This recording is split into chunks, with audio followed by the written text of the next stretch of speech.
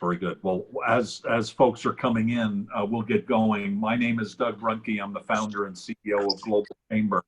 My partner in crime today for this event is Cesar Trabanco. And so between the two of us and all of you joining from around the world, we're going to have a really great conversation with 6 young global leaders that are dispersed from Melbourne to Tokyo to Seoul, to Scottsdale, Arizona, to San Salvador, or at least El Salvador. I'm not exactly sure, Iris, where precisely you are. So we've got really talented people. We've got young people who have been very successful in what they're doing. They all have a passion, and hopefully all of us will learn a little bit. Even those of us that are necessarily not young like myself, we think of ourselves more young in heart, you know, that we also will be able to learn some things from today's conversation. So we're going to have each one of our speakers talk about 3 minutes each at the beginning. Then we're going to go into a Q&A section for about 25 minutes. So at any time, send in your questions and we'll process as many as we can. And then about 45 minutes in, we're going to do a breakout. And so we'll give more precise instructions as we get closer. But what we'll have you do is put in, you know, who you want to sit in with for 15 minutes. So of the 6 speakers, 2 of which will be together, tell us, you know, who you want to speak through your name, and we'll have more instructions on how to do that as we get closer. In the meantime, let's get going, because you know, you don't want to hear from me. You want to hear from these 6 talented people. Iris Palma is our first entrepreneur, first young global leader. She's the co-founder of the Next Services. And as you saw in the biography that's on the webpage, Iris, you've been busy, young lady. So congratulations on all that you've been able to accomplish. And I look so young, right? It's mind-boggling what you've been able to do. So congratulations on all of that. And so why don't you open up this conversation and share with us for 3 minutes some thoughts and ideas. Sure. Well, thank you very much for this webinar. I'm Iris, or in Spanish is Iris. I live in El Salvador, which is the country and the city capital called San Salvador. That's why we usually say hi from San Salvador, because it's the city. Well, I'm an economist, 39 years old. I might look younger, but I am not. I'm an economist, and after many years working for some international organizations in my country, like USAID, the Inter-American Development Bank, and the Organization of the American States, I decided with my husband to fund our own company. The name is The Next Services. This is a company located in San Salvador, but we work with many countries around Latin America, especially. And we develop software as a service. Currently, we have 2 services on the market. The first one is, the most successful is Reservalo, which is an app for appointments, to do online appointments with many businesses just in your cell phone. This is the first app that is being developed here in El Salvador in this field, so we are very happy to be doing this. I am part also to the something that we call the Digital Country Network, that is a group of association of businesses or people that is has been related to the IT software sector in my country, and we discuss the new laws at the Congress for new businesses and also for e-government strategies. As Doug said, I have been busy, but you know, something that I found out is that if we want to do change in our country, especially in Central American countries that is very different from your own countries, we need to involve and we need to do it, and we need to create not just businesses, but we need to change our country and try to approve and try to to give our best to for every field that we are. We as a business now, we are very happy to create new jobs. As professionals, I am very happy to be part of many networks like Global Chamber, and as citizen, I'm very happy to help my country and my government to do the best for logs and in the IT software and development sector. That is my field, you know. That so I'm will be very happy to share with you the experience, try to make business in a country like El Salvador. Fantastic. Great introduction, right on time. Just a very quick question with hopefully a quick answer. What drives you? What do you get up in the morning that keeps you going in what you're doing? Well, you know, I have no kids, and what drives me really is to develop, is to do myself, to do what I can do the best to leave a legacy. You know, I always think, what is the way people will remember when I die? If I don't have kids, I can't have kids. So my company and my products, my name and something is what is my legacy. That's the way people will remember me when I'm dead. Fantastic. Great. No, it's a great way to start, and that's an important thing. So thank you for sharing. Our next speaker is Lezli Engelking. She's the founder and CEO at Focus. We're going to go from San Salvador, El Salvador, up a little bit further north to the state of Arizona. And Lezli, thank you for sharing. You have a passion. I've definitely sensed that, and you've made a lot of progress with it. So let us know what drives you as well, and then give us an introduction to what you're doing.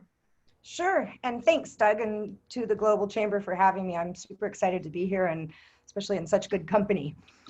So what drives me? I would say just making the world a better place. I feel like if I'm here, I have a responsibility to do more than just make my life good and to help make the world a better place and leave it differently than I found it. So that's pretty much what motivates me. Most of that has to do with people's quality of life and making things easier. But so my background, I'm the founder of Focus. My background is in public health, mental health specifically, and from there I went into pharmaceuticals.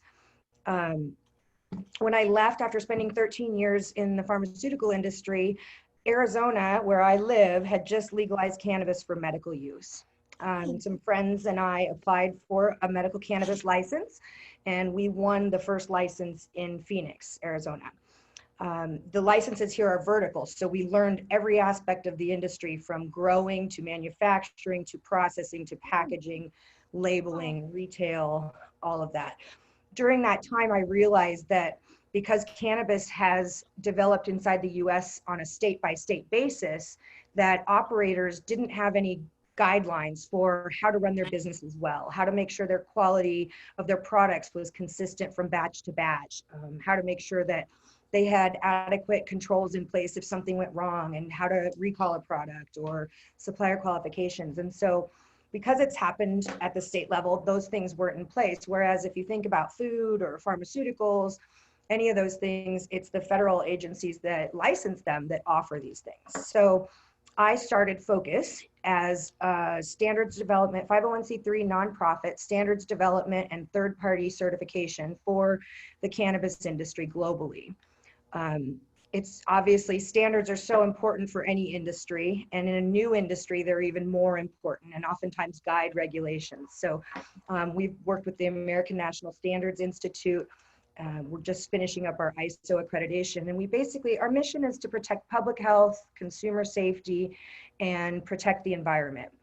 And we do that by working with either cannabis businesses or regulatory and public health agencies.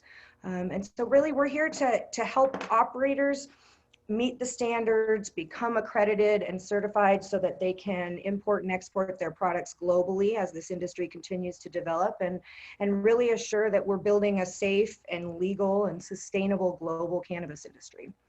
So we work in Scottsdale, I'm in Scottsdale, but we've got clients in 28 states and 12 countries. So everything we do is designed to be global. and very much remote. I obviously don't have offices all around the world, but I'm able to have my team around the world and working remotely. So this whole global changer fits well with what we do. Fantastic. Great start, and great progress that you've made. I noted the 28 states and 12 countries, so you've made a lot of progress in a short amount of time. Yeah, so, we're really, keep up the. really excited. Yeah, thank you. We'll get back to you in a moment. We're now going to jump over the pond. We're head over to Tokyo, and Matthew Kyle, he's the co-founder and chief commercial officer at WeConnect. Little bit different from the cannabis industry, however, because they're in accounting systems, there is some connection here in terms of creating order amongst the chaos, if you will, from in the cannabis industry over to businesses that are doing work in multiple countries with different currencies. And so they take that chaos WeConnect does and do some wonderful work to allow companies to expand into multiple countries. So congratulations, Matthew, on your success, and tell us what drives you and give us a brief introduction, please. Thanks, Doug. I think you did a great job making back office sound entertaining and interesting. That was really helpful. I try to do that every day. That's one of my challenges. So should I also give the tips and techniques for being an entrepreneur that I thought of as well during these 3 minutes? Sure, that would be awesome. Yeah. Okay, cool. Yeah, so thanks, Doug. My name's, for everybody here, my name is Matthew Kyle, co-founder and chief commercial officer of WeConnect. As Doug said, in so few eloquent words, we manage back office functions of companies that have subsidiaries around Asia, the US and UK. And then by May 2021, WeConnect will be able to support clients in Europe, Canada, Central and South America as well. WeConnect's the only provider that creates 100% consistent back office experience across, essentially Asia, UK, and US for now. And then essentially our goal is the world, and we're heading towards that goal very fast. And, the services we kind of provide are setting up entities and subsidiaries, doing the accounting, financial reporting, payroll, tax, corporate secretarial compliance. And these are not sexy services, but the thing I love about them is every business needs to do it. And if you don't have an accountant, you're the accountant, right? So when companies are looking to expand, or, founders or presidents or CEOs or executives looking to offload some of that work as they grow, we like to take that over. And then, we give them the choice of systems, what makes sense for your business. What accounting system do you want to use across the world? And in this industry, most local accountants are going to tell you, they're going to put up roadblocks, and they're going to say, oh, you can't do that in Japan. You can't do that in Korea, Vietnam. You can't do that in, El Salvador, whatever it is. Most of it is just their preference, and most people don't know the real truth. So they just kind of say, okay. So we're trying to, help cut through that. So, and then kind of moving on to, tips, techniques, and inspirations of like being an entrepreneur. At first I thought it would be good to share my definition of an entrepreneur. And I think, there are varying definitions. So in order to really give context to my tips, techniques, and inspirations, I wanted to share that I believe it's someone who does more than just set up a business. I think it's someone who's out to solve an old or new problem in a new and innovative way that has never been done before. So I think my tip to giving yourself a good chance for success is to start an innovative business serving a market or improving an industry that you're intimately. I tried to start companies, industries that I had no experience in, and only 1 of 6 were successful. I also own another tourism company in Japan right now that was started with my wife that was successful. Obviously, coronavirus has given that some challenges. But then, when I started WeConnect, it was an industry that I was intimately familiar with. I previously worked at Ernst & Young, other spin-offs of Big Four, and it was by far definitely my biggest success. I mean, we've grown from 2 employees to 125 in under 3 years without outside funding. And also, one of the tips when Doug was giving his introduction to the webinar, I kind of thought of another one. You don't need to know everything to be an entrepreneur. You just need to have, the drive and willingness to go figure it out. And then in terms of like techniques, I would say don't approach things and problems with preconceived notions. approach it with an open mind and willingness to consider all possible ways to solve the problem. And don't worry about judgment from others, just worry about judgment from customers. And then in terms of inspirations, I think the first thing that come to mind for me was I did not want to be an employee in my 40s, 50s, and 60s. So every day I feel even more motivated. Like every day I get up and like, I have to do more. I have to push more. I have to build more. So I can remain in full control of my life, career, investments, especially spending time with my family and kids. I mean, despite the negatives of the pandemic, there have been, it's been a big silver lining for me in spending time with my children and family, especially watching my children grow up. I mean, to see the wonder in their face when they experience life for the first time, it really, it excites me. And even a few minutes ago, just now, my son tried to push into the room, and a small part of my heart always hurts a little that I can't just be like, okay, man, let's go play with fire trucks. But I know without the pandemic, I wouldn't even have the chance to do that in my 15 to 30 minute breaks between calls. So I think, I wanted to introduce myself and share those kind of thoughts to being an entrepreneur at this point. Very cool.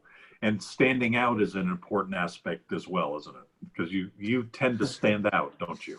Yeah, well, that's one of the things I left off my bio. I used to play professional basketball. I played in the EuroLeague, Africa. I was in the NBA for the New York Knicks, and then I played in Japan. But I decided that basketball wasn't forever, so I went from basketball to Ernst & Young. It was quite a change. So if you're wandering around the trains of Tokyo, you'll probably see him ducking to get into it. Yeah, I always tell people I'm the tallest person in Tokyo between the months of September and May, just because it's in the summer a lot of the taller guys stick around.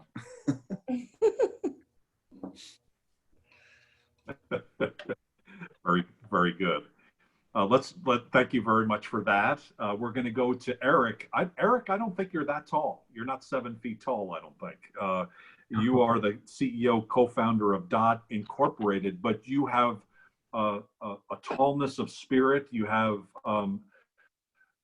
we've learned through the Korea Innovation Center about your business and your inspirations, and it is amazing what you've been able to do in a short amount of time. And so please do share what you can about what you're doing, and definitely if you have some tips and techniques to kick things off, we'd love to hear those as well. Thank you, Doug. Hello, I'm Eric, CEO of Dot Incorporation.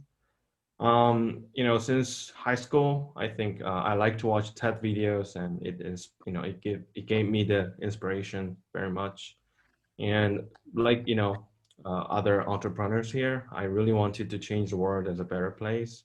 I studied at the University of Washington in Seattle and found 3 startups in there. And I became Christian while I was a junior. And at that time, I saw big Braille Bible books. And I realized that like normal Bible book becomes 22 Braille Bible books for blind people. It was so large, so I was just so shocked. So I did some research, and I realized that the high price of all Braille books and digital Braille technology caused a high illiteracy rate among blind people, and also the unemployment rate. So I decided to do something here. So in 2015, with my friends, I found Dot Incorporation, and we invented the first affordable full-page tactile display that can display like Braille text and tactile graphics simultaneously for the first time in history. A lot of schools and companies try to develop it, but failed, but we succeeded. And this technology can innovate the STEM education, especially for blind students. And because of that, we recently selected as the official e-textbook technology provider for blind education in the United States. And we are expanding it globally right now. And also Dot invented the world's first Braille smartwatch. Dot Watch is like an Apple Watch, but on the surface, we have a Braille, digital Braille, so blind people can access like text messages, weather, or like phone numbers and everything.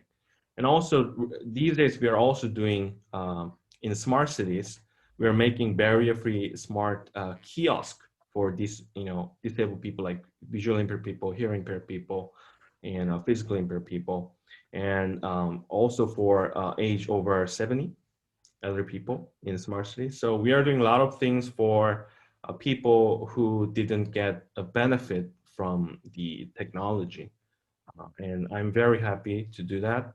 And, like sometimes it's very hard, but, when I see like kids, blind kids who are very happy about our technology or something like that, it gave me so much, powers to, go forward. And yeah, it drives me to do that. Thank you. Fantastic. You tapped into something that was already said, solve a problem. And so you're solving problems. One thing I didn't hear is solve a problem in an area that you know.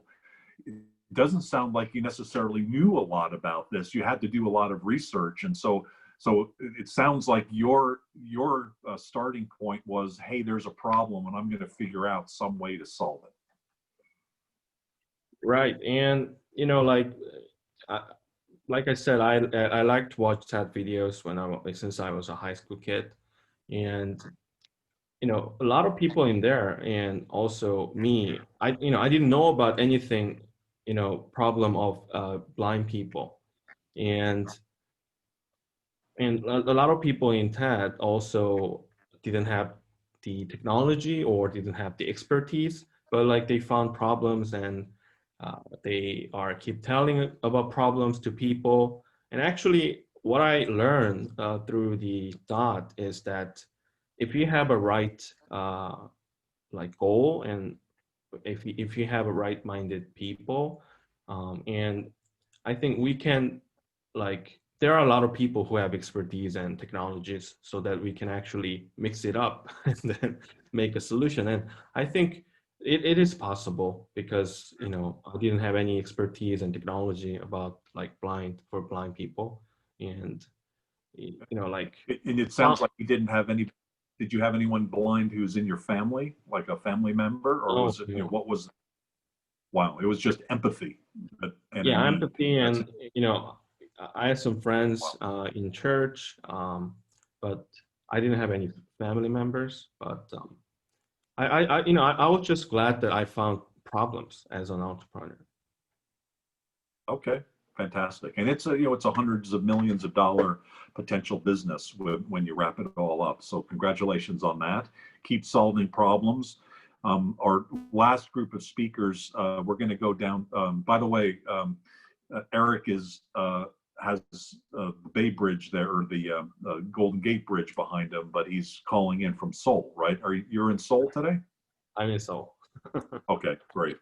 So now we're going to go a little further south, quite a bit south, with Giovanni Pino, or Pino, at least it seems like Pino, and then Ellie Vaisman, both of whom are co-founders of Sourci. And you guys are also serial entrepreneurs, and you went and solved the problem as well. And you've had some really good success here the last few years. So we're looking forward to hearing your tips and ideas and what drives you as well. Yeah, thanks for having us, Doug. And Eric, it was really, inspiring listening to your business and your story. So really glad we got to meet you today. That's incredible. It's funny.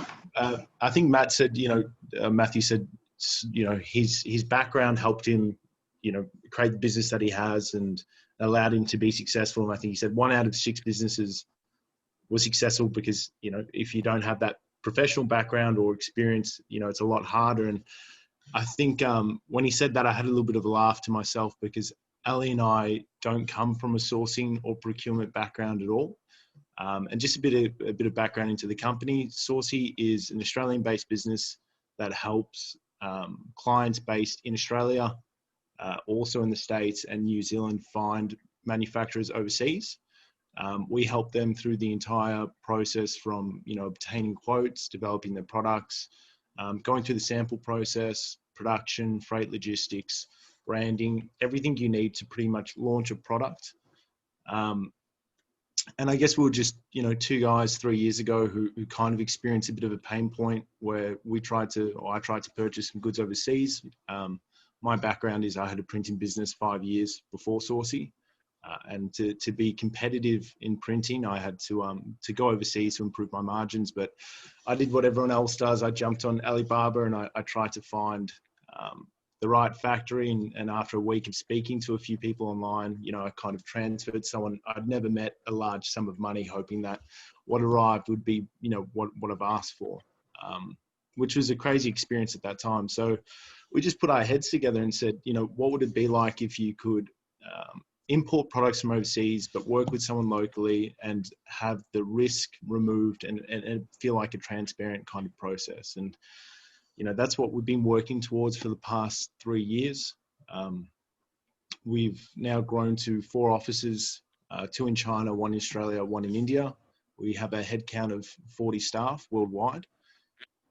And we've been able to successfully, you know, help clients in a range of different categories and products, everything from consumer goods to retail to construction, building products. And probably, you know, one of the biggest things that we've been able to help with in the last year is supplying medical equipment and PPE through COVID. So we actually played quite a large part with supplying the NHS in the UK, 30 million masks, and then a further 5 million masks to the national stockpile here in Australia, as well as a whole bunch of other medical equipment as well. So that's been our journey so far. Ellie and I, co-founders, you know, I'm responsible more for the marketing and the and some of the strategy, and Ellie's definitely the more responsible financial literacy background partner. Is this the first startup that you two have done together? Yeah, correct. Our first startup together. It'll be evolving. We've got really big plans for the future. And I guess I'll just sort of cover a few things that we can thank for our growth and momentum. It's one thing is we really believe in is taking corporate away, not being very corporate. So speaking in the same language as our customers, you know, so that they can resonate with us. Just being human, putting the human back into business. So that's the language we use, the content we put out, everything to do to be able to speak to our customers. The other thing is just, you know, having our purpose. So we've got really clear principles on transparency. Our customers can see that. You know, we like to impact the community and the environment as well. So having a really loud voice for the things that you believe in as a business owner or a manager or an entrepreneur, and having that resonate and manifest through all your marketing and through your entire business really, really helps your customers to resonate, to understand who they're working with. Again, just bringing the human back into business. And thank you guys, and good morning, good evening to everyone as well. Very good. Very good words to live by. So we've got about 15 minutes of Q&A and also just kind of clarification before we do the breakout rooms. Cesar, I saw your message there. You know, would you like to describe the process by which people in 15 minutes will be able to break out into a group with one of the speakers? Yeah, sure. So first, thanks everyone for joining today. Each of the speakers has a number in front of their name. So the easiest way for us to pick up the rooms is if you put the number of the person you want to connect with in front of your name. And you can just do it by going to rename and put the number. Otherwise, you can just send me a chat. A little sign. Sorry for the noise. So, I would so sorry about that. So basically what Cesar mentioned was, what's that? Are we jumping to the... Oh, you're going to put it in the chat rooms. Please either rename yourself with the number first of the person you want to join in, or or send a text message to or a message in the chat room to Cesar. Sorry, Cesar, you're breaking up, so you're kind of coming in and out there. Sorry, and yes, we're having two sessions. So if you want to connect with two, then for the second session, we do the same process. And if you want to connect with all, we can connect you after all for sure. Exactly. So thank you very much. And now let's circle back, especially to Iris and Lezli. You know what all these guys talked about, and Iris in particular at the beginning, you talked a little bit about some of the things that are driving. What's your reaction, both of you, to what these folks are saying, and how does it relate to your experience as an entrepreneur? Iris, would you like to go first? Sure. I'm sorry, I couldn't hear you well. Can you answer? Can you do it again, please? Sure. What's your reaction to what you've heard so far, and what additional things would you like to add or clarify to the young global leader experience, if you will, for others out there that are thinking about maybe starting a business or being successful? What other ideas do you have for them? Sure, thanks. Well, Giovanni says something that is very important. After all business, after all name tags or whatever, we are humans. We need to connect with people to make it real. The successful is to really connect people, not to have a lot of money or prizes or whatever. Is to have that ability to really connect people. In my country, in El Salvador, we are the smallest country in Latin America. We are not famous for artists or for football players or anything. We are famous for violence. We are famous because we are not a safer country, they said. And it's very hard to start a business in a country like this, not just because of money or because the criminal people. It's hard because usually in countries like mine, women, we are expected to have a job, to finish the school and get a job and be there forever and ever and say thanks to God I have a job and that's it, And I can see that she's saying yes, because that's the reality for women in my country. But when you said, you know what, I'm not a developer, I am not a programmer, I am an economist, and I do want to fund a company in this field, and I do want to develop a product, a service like Reservalo or service with my husband, people don't see it well. You know how hard it is to go to the internet company to say, I do want internet for my company, I do want to sign a contract, and they say, oh, sure, but call your husband because I'm sure he's the owner of the company. And you are like, okay, actually, no, he's at home cooking. and it's pretty hard. I think that's why it really touched me when Giovanni said, people, you need to connect people. You need to understand that behind all name tags, there is a history of ourselves. Whatever it moves us, I am moved because I have no kids, and I think my company it's my kid. This is my legacy to the world. And to Eric is another thing, to Matthew and Giovanni and Ellie is another thing. But behind of all, we are all stories. And I think that if we are a new generation of business people, of leader people, I think one thing that we need to change is to really understand that at the end of everything, we are just people. And no matter if you are a man or no matter if you are a woman, you just wanna go forward and do the best for you. And I really like what Matthew said also, that when he found himself not having a job, a boring job, that was the same for me. I love a nice job that everyone said, oh, that was the best job in the world. And I said, that was not for me. I did want to try myself, and especially in my country, there are only 5 women that we own our own company. I mean, we are the owner, like we sign, And I said, if after me, many women can do that, that would be great. That will be helpful, you know. Wow.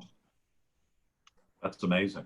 You reminded me of something that I saw on LinkedIn actually today. It was an image of a woman who was sitting back at a chair, and she had a sign next to her, and it said, "I became the entrepreneur that my father wanted me to marry."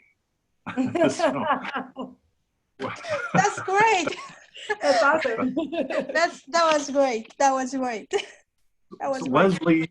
Lezli, I don't know how much pressure your father put on you to marry an entrepreneur. Usually entrepreneurs, you know, aren't necessarily looked at positively unless they're the grand, glorious ones that are, you know, mega billionaires, Right. if you what are you digesting from the other people that you're hearing, and you know what's resonating, and how would you like to add to the conversation? Yeah, I mean, first of all, I'm just thrilled to be here with all of you guys. Like, I'm so impressed with all of your businesses. I never wanted to be an entrepreneur. Literally, my life was supposed to be somehow sailing around the world on a yacht. That was my plan all growing up, right? I just loved the ocean and I wanted to travel. It was never the real plan, but I honestly, I mean, I worked for Eli Lilly, I worked for the Mental Health Association, I worked in Europe, in England for a couple of years. My intent was never to be an entrepreneur. I simply saw a problem that desperately needed solving, that was putting people at risk for health and safety. And I had a good background. I had the pharmaceutical, the compliance, the quality, the safety, the public health background. And now I know cannabis from, you know, an intimate internal job doing, you know, overseeing this for years. So I think, like, advice wise, I mean, there's nothing I've heard here that I don't agree with. I think that solve a problem combined with find your passion is, for me, sort of the sweet spot in all of this, right? Because I can tell you that, like Iris, I've had amazing corporate jobs that I've been paid well most of my life. And being an entrepreneur has definitely been the hardest that I've ever worked, the most challenging, but also the most rewarding. I wouldn't change it for anything, not for any of those salaries or any of the benefits or anything like that. It's a really good feeling to go home at the end of the day and know that you've actually done something to move the ball forward on making someone's life better or making the world a better place. So I think the passion is something that is super important. You got to follow what you love, because if you don't, it's not going to be easy to do whatever you're trying to do. And you've got to have people say to me all the time, like, how did you keep going? You've been doing this for so long. When I started this company, no one in the cannabis industry thought that they wanted this, right? They were scared of me. They didn't understand the difference between standards and regulations and how standards could help operators and industry. And so I really had to take a step back and go, listen, I'm not selling a service. I'm selling some information for you. I'm telling you why this is going to help you. And I had a lot of detractors along the way, from friends and family to strangers, right? And I think one of the things that has been a key learning for me is, if you're confident in what you're doing, you need to just literally knock out the riffraff. Nobody is going to understand this or your desire or your drive like you do. So you really just need to lock into that passion and that commitment to it early. And then I think the other thing, the last thing, that failure is actually progress, right? And in my upbringing, in my schooling and training, regardless of what aspect of my career has been, that was never really a forward message in my upbringing. And so, and entrepreneurship is full of failures, from daily small failures to get something done, from, oh gosh, I thought I could get this bank account set up and it takes 30 steps and now it's 2 weeks later. I mean, all those things are challenging. And so you really gotta understand that you're going to fail forward, and that it only gets better with each failure, that you're learning, and really see that as a valuable experience as opposed to something scary. Got it. Yeah, absolutely. We have about 5 minutes, and one of the questions I see in the chat room is, can we visit with 2 different companies and 2 entrepreneurs? And the answer is yes. We're going to have 2 sessions where you'll have almost 15 minutes each, where you'll be able to talk with the entrepreneur one-on-one about their experience, maybe share things that you're doing and get some feedback. So you'll be able to do that twice. So, and Cesar mentioned, if you want to do 3, we can't do that today, but if you do want to meet with somebody, let us know and we'll make the connection. I'm going to circle back with Matt because I thought it was interesting. Of all the speakers, the one that talked about lifestyle and making and spending time with your children is the accountant guy, the guys that got the accountant. And you're the one that wants to spend time with kids. You're the only one that mentioned that. So what's the deal? That must be something. I'm a 7-foot kid, Doug. You know, and I think one of the powers of WeConnect is a lot of the executives aren't accountants. I'm not an accountant.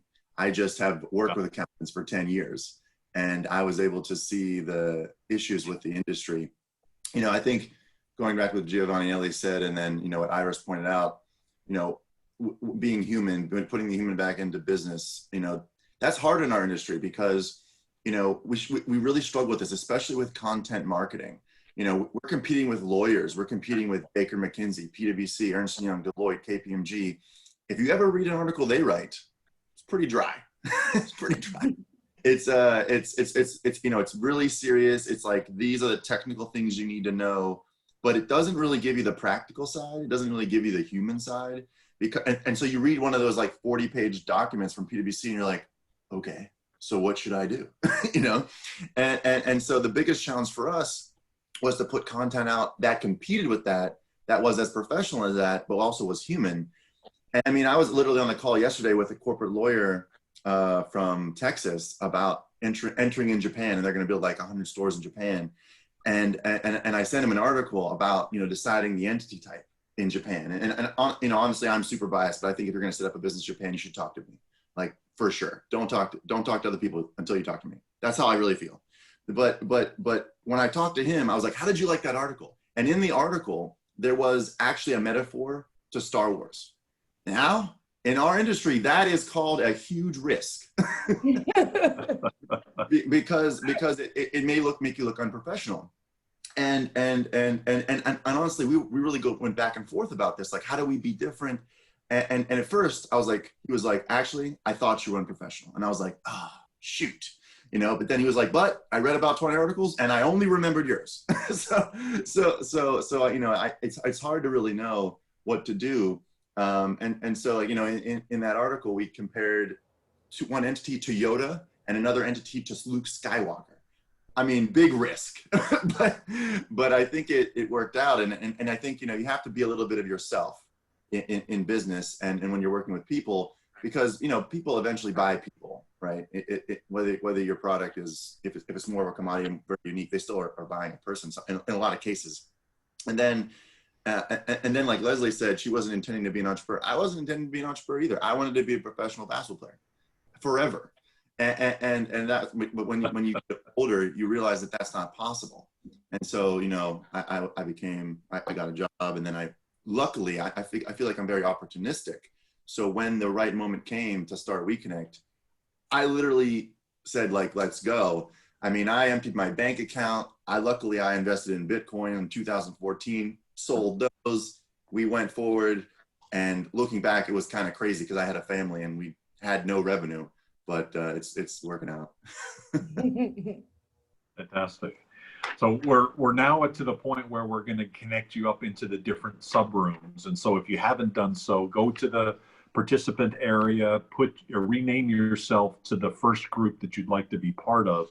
If we don't see a number there, Cesar, I presume you're going to distribute them accordingly across the 5. And so we have 6 entrepreneurs, but we're going to group you into 5.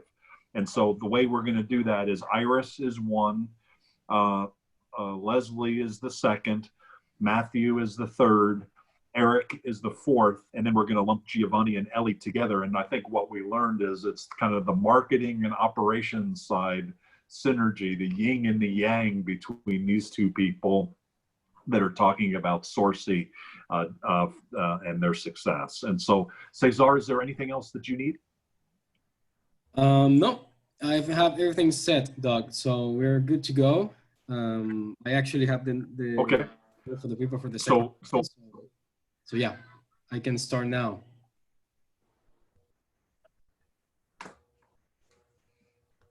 Okay, so we're going to mix it up. We're going to put you into the rooms and, you know, be there for 15 minutes. We'll communicate prior to the end of that about your next session, and we'll go from there. Enjoy your time.